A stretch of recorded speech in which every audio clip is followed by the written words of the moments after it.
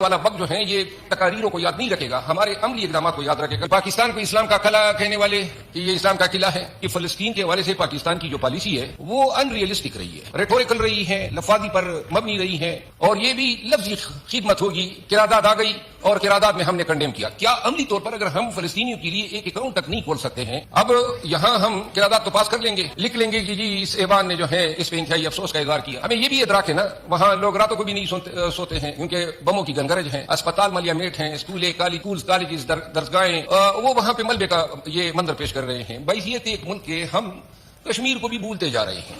ہم نے اقوام متحدہ میں ہمارے مندوب نے 2 دفعہ کشمیر پہ یہ غزہ پہ جب حملے شروع ہوئے ہیں تو 2 دفعہ بات کی ہے۔ پنجاب کی حکومت کا کوئی منسٹر ہے، میں اس کو خراج تحسین پیش کرتا ہوں، 10 کروڑ روپے اس نے فلسطین کے فنڈ میں عطیہ دیا ہے۔ اس ایوان میں بھی بڑے ارب پتی اور کروڑ پتی بیٹھے ہوئے ہیں، مجھے پتہ نہیں ہے کسی نے کاک بھی دیا ہے کہ نہیں دیا ہے۔ اس ایوان میں سنجیدگی کب آئے گی؟ اب فلسطین کا ایشو ہے، فلسطین کے ایشو پہ مولانا صاحب بھی نہیں ہے، یہاں جتنی پیپل پارٹی کے بلاول بھٹو زرداری صاحب بھی نہیں ہے، ہمارے بیر شگور صاحب بھی نہیں ہے، اور نون کے بھی جو پارلیمانی لیڈر ہیں نہیں ہے۔ بہرحال افسوس کا مقام ہے۔ فلسطین کے ایشو پہ میں 2 منٹ سے زیادہ لمبی بات نہیں کروں گا، لیکن اس سے پہلے میں ایک گزارش کرنا چاہتا ہوں تمام ممبران اسمبلی سے کہ جب سے یہ اس ہاؤس کی کارروائی 8 فروری کے الیکشن کے بعد شروع ہوئی ہے تو مجھے ایسے محسوس ہوتا ہے 2-3 وزراء ہیں جس میں یہ عطا تارڑ صاحب ہیں، منسٹر لا، اور خواجہ آصف صاحب، یہ ایوان میں آ جاتے ہیں۔ باقی وزراء صاحبان یا تو ہم پہچانتے نہیں ہیں، نئے عہدے ملے ہیں، لیکن اس ایوان میں کارروائی جو ہے وہ انتہائی غیر سنجیدگی کا شکار ہے۔ جو پریویلیجز کمیٹی ہیں اس کا اجلاس ابھی تک نہیں ہوا ہے، آج بھی اگر نشاندہی تو میں نہیں کرنا چاہتا ہوں لیکن کوورم خیر سے پورا نہیں ہے، تو میں یہ عرض کرنا چاہتا ہوں کہ اس ایوان میں سنجیدگی کب آئے گی؟ اب فلسطین کا ایشو ہے، فلسطین کے ایشو پہ مولانا صاحب بھی نہیں ہے، یہاں جتنی پیپل پارٹی کے بلاول بھٹو زرداری صاحب بھی نہیں ہے، ہمارے بیر شگور صاحب بھی نہیں ہے، اور نون کے بھی جو پارلیمانی لیڈر ہیں نہیں ہے۔ بہرحال افسوس کا مقام ہے۔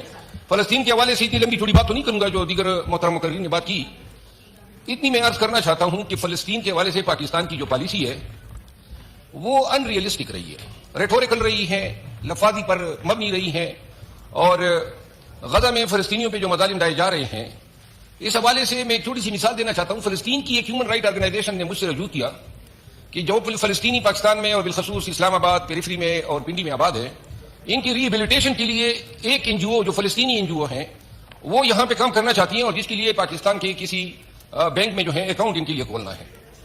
MCB، میزان بینک، ABL اور عسکری بینک، ان چاروں کے پاس گئے، کاغذات جمع کیے، اور اخیر میں ان بینکوں کا جواب یہ آیا کہ جی ہم کسی فلسطینی NGO کو پاکستان میں بینک کھولنے کی اجازت نہیں دے سکتے۔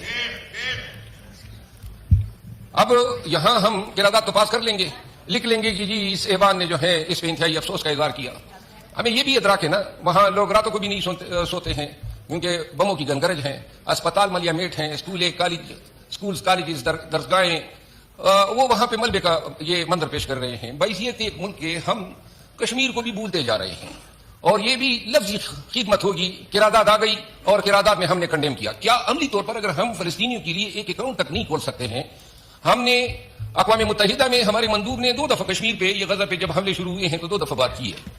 میری گزارش یہ ہے کہ پاکستان کو اسلام کا قلعہ کہنے والے کہ یہ اسلام کا قلعہ ہے، اور جو میں نے 2 منٹ کا وعدہ کیا تھا بس آدھا منٹ رہ گیا ہے، اس ہمارے لیے ضروری ہے کہ کبھی ہم انفراسٹرکچر میں یا ریہیبلیٹیشن میں جو ہے کوئی مدد فلسطینیوں کو کیوں نہیں دیتے ہیں؟ پنجاب کی حکومت کا کوئی منسٹر ہے، میں اس کو خراج تحسین پیش کرتا ہوں، 10 کروڑ روپے اس نے فلسطین کے فنڈ میں عطیہ دیا ہے۔ اس ایوان میں بھی بڑے ارب پتی اور کروڑ پتی بیٹھے ہوئے ہیں، مجھے پتہ نہیں ہے کسی نے کاک بھی دیا ہے کہ نہیں دیا ہے، لیکن میرا خیال ہے کہ کسی نے نہیں دیا، اور اگر دیا ہوتا تو اللہ اعلان کہہ چکا ہوتا۔ میری گزارش یہ ہے کہ تھوڑی سی ہم اس جہان میں تو جانا ہے، جانے سے پہلے اگر اپنے مسلمان بھائیوں کے ساتھ ان حالات میں بھی اگر ہم اخلاص نہ کر سکے، آنے والا وقت جو ہے یہ تقاریروں کو یاد نہیں رکھے گا، ہمارے عملی اقدامات کو یاد رکھے گا۔ میں جناب کا بہت مشکور ہوں، شکریہ۔